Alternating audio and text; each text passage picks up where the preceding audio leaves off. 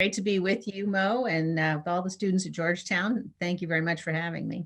I'm a partisan. I came up through politics. I worked in Democratic politics. I was the former spokesman for the Democratic National Committee. But one thing I have always believed in my bones is that our politics are better when we have two strong parties. That when both parties are bringing their A games, it forces the other one to bring their A game. And that healthy competition of ideas leads to better governance. I truly believe that. You have talked about the need for your party to turn a corner, so to speak. And so it's in that spirit that I want to start this conversation.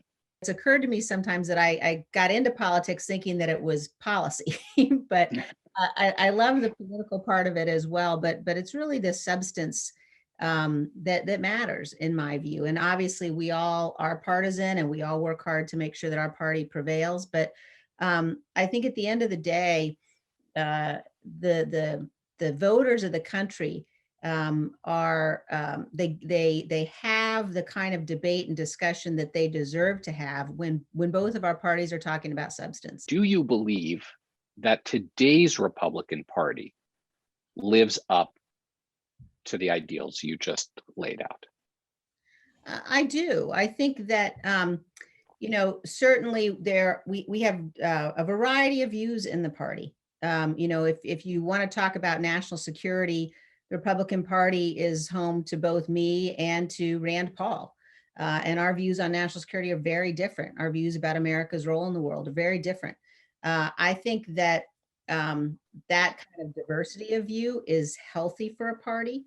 But I think it's really important, though, that a party stand for substance and for policy. So certainly we're not monolithic by any means. But I think that for the most part, that variety of opinion is a strength for us. Look, I think in both the Democratic Party and the Republican Party, we're in this era of celebrity on Twitter and social media across the board, and that I think thinking about how we can in both parties, frankly, structure incentives for people to debate and engage on policy and on substance. Too often the incentives run towards, who can make the biggest splash on Twitter. And I don't think that's healthy for the party or for either one. I don't think it's healthy for our government. At the end of the day, the vast majority of people who engage in politics, the vast majority of people who are elected, on both sides of the aisle are there for the right reasons. I remember when I was a freshman member of the House, and I would just make it a practice to just go sit down on the House floor next to somebody I had never met before on either side of the aisle.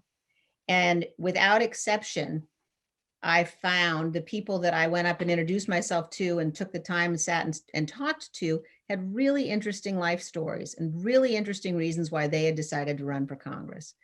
And I think that what comes along with that is a recognition and an understanding about how serious this business is. And again, we all get involved in the horse race and we all get involved in the battle and, how are you going to get your message out over the other guy's message?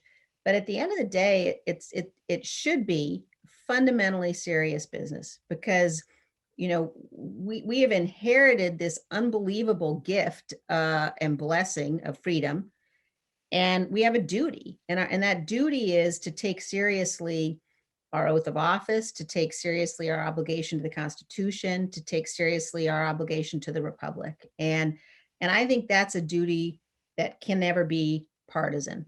Your duty to the oath that you swore, it's an oath we swore under God, is just more important than anything else, more important than politics or partisanship or, whose fortunes are up or whose fortunes are down at this moment. And I really do believe that the American people ultimately, the voters that your party and my party fight over tend to be the voters in the middle. They tend to be the voters who probably aren't spending an inordinate amount of time on politics like we do. We all have to decide how we're going to conduct ourselves. And I think that's a really important part of being able to convince people they ought to entrust you with their vote, with authority.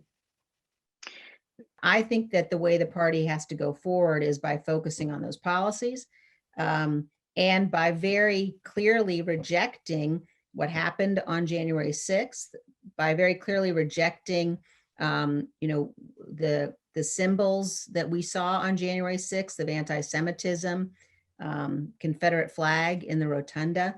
Those are the things that, we have to be clear. And I think when you're talking about something like anti-Semitism, racism, white supremacy, those have to be rejected out of hand by anyone who is engaged in any level of our politics or our political discussion. When you're in the minority, it becomes very easy to just be saying no all the time. And I would argue that your party is giving us a lot to say no to. And it becomes easy just to do that. And I think it's important. I know, people around the country, my constituents certainly want to know that we're fighting against the policies that we think will be bad and dangerous. So that's important. But then you also have to remind yourself that when you're going out to try to tell people, listen, here's why you ought to put us in the majority. Here's why you should put us in charge. You have to have a positive agenda, and you have to be able to explain what you would do with it.